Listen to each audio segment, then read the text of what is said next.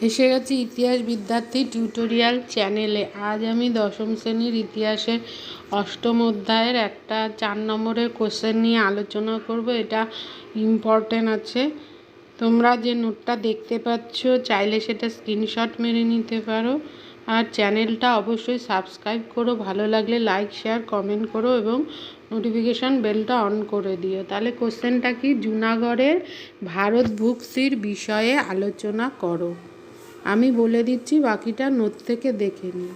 উত্তর: কাথিয়াবার উপদ্বীপের সৌরাষ্ট্র উপকূল অঞ্চলে অবস্থিত বর্তমান গুজরাট অঞ্চলে একটি ছোট দেশীয় রাজ্য ছিল জুনাগড়।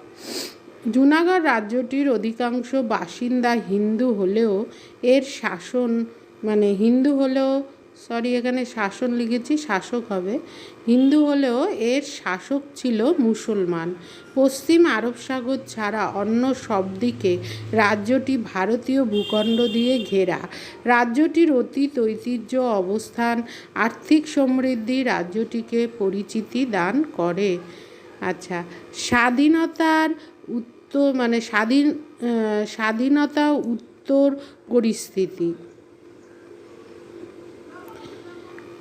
সংযুক্ত দলিল পয়েন্ট: ভারতের স্বাধীনতা লাভের পর জুনাগড় বাদে কাথিয়াবার অঞ্চলের সব দেশীয় রাজ্য সংযুক্ত দলিল দ্বারা ভারতের অন্তর্ভুক্ত হয়, একমাত্র জুনাগড় হয় না। পরের পয়েন্ট: জনসংখ্যা। এই রাজ্যের প্রায় 80% জনগণ ছিল হিন্দু, কিন্তু রাজ্যের শাসক অর্থাৎ নবাব ছিলেন মুসলমান। পরের পয়েন্ট: কংগ্রেস নেতৃত্ব। এই রাজ্য কংগ্রেসের সমর্থক ছিল।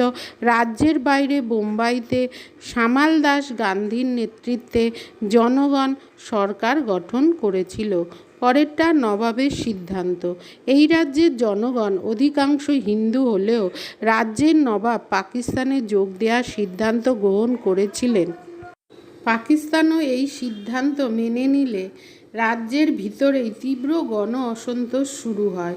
নবাব পাকিস্তানে পালিয়ে যায়। তারপরে পরের পয়েন্ট: প্রতিক্রিয়া। পাকিস্তানে যোগ দেওয়ার সিদ্ধান্ত নবাব গ্রহণ করলে জনগণ তীব্র বিক্ষোভ দেখায়।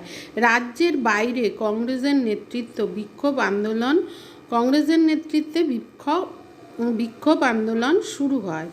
কাথিয়াবার অঞ্চলের আশেপাশে দেশীয় রাজ্যগুলো যারা ভারতে যোগ দিয়েছিল তারা এই বিষয়ে ভারত সরকারকে ব্যবস্থা গ্রহণ করতে বলে। পরবর্তী পরিস্থিতি পয়েন্ট: ভারত ঘোষণা করে জনগণের ইচ্ছার অমর্যাদা না করে তাদের মর্যাদা রক্ষার জন্য গণভোট নেওয়া প্রয়োজন। ইতিমধ্যে জুনাগড়ের সঙ্গে ভারত সমস্ত বাণিজ্য বন্ধ করে দিলে সেখানকার খাদ্য পরিস্থিতির অবনতি হতে শুরু করে। এমত অবস্থায় প্যাটেল জুনাগড়ে সৈন্য সিদ্ধান্ত নেয়। নবাব এই সময় সপরিবারে পাকিস্তানে আশ্রয় নেন। জুনাগড়ের সামরিক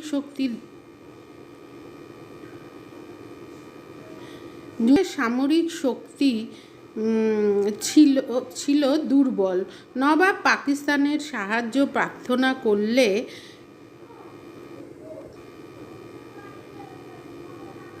আন্তর্জাতিক কারণে পাকিস্তানের সাহায্য পাঠানো সম্ভব ছিল না। এই সময় সেখানকার প্রশাসন ভারত সরকারকে নিয়ন্ত্রণ গ্রহণের অনুরোধ করে। এই সময় অর্থাৎ 1948 খ্রিস্টাব্দের 20 ফেব্রুয়ারি ভারত সরকারের উদ্যোগে জুনাগড়ে একটি গণভোট অনুষ্ঠিত হয়। তাতে সেখানকার 99% বেশি ভোটদাতা ভারতে যোগদানের ইচ্ছা প্রকাশ করলে জুনাগড় ভারতের অন্তর্ভুক্ত হয় জানুয়ারি 1949 খ্রিস্টাব্দ। এইভাবে জুনাগড় রাজ্যের ভারতভুক্তি ঘটে। ভারতের ঐক্য সংহতি আরও এক ধাপ এগিয়ে যায়। সুতরাং ব্রিটিশ পরবর্তী শাসনে স্বাধীন ভারতে সব দেশীয় রাজ্যই ভারতের পক্ষে যোগ দিয়েছিল, একমাত্র ছিল জুনাগড় রাজ্য, এবং সেটা বল্লভভাই প্যাটেল এবং অন্যান্য ভারত সরকারের উদ্যোগে ভারতের অন্তর্ভুক্ত হয়। তাহলে তোমাদের কাছে এটা 4 নম্বর কোশ্চেন ইম্পর্টেন্ট আছে, তোমরা পারলে এটা পড়ো। আজ আসি, দেখা হচ্ছে পরবর্তী ভিডিওতে। টেক কেয়ার, বাই, ভালো থেকো, সাবধানে থেকো এবং অবশ্যই চ্যানেলটা সাবস্ক্রাইব করো এবং এটা খুব ইম্পর্টেন্ট আছে।